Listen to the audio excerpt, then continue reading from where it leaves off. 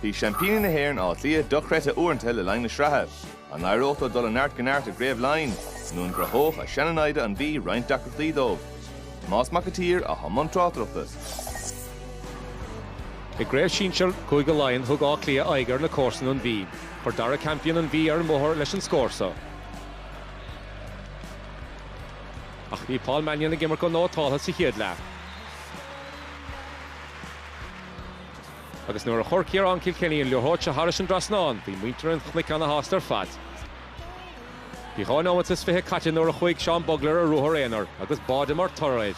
Bhí cúnta An Mhí tite mas a chéile.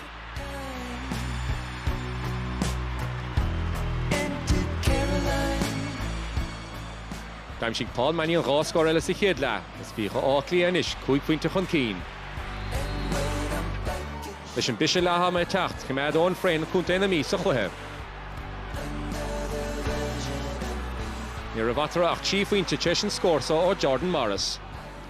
Ach doscail Colin Bascoil an bearn a rís críndíireach ribh le ham, scóir inis héna hocht le náda sé. Sé John Small a doscail an scórála sa darna le do Áth Cliath leis an iirecht sa. Bhí Paul Mannion cóngrach cúla áil ach bhí Adam O'Neill ábhata stoppa chur leis do cúnta An Mhí.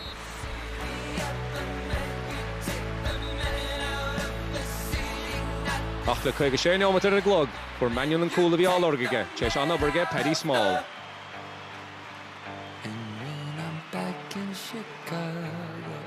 Sé Conn O'Callaghan a fuair an tíú chúl de bhaile Áth Cliath tráthnóna a chur deire leis a glutha sa.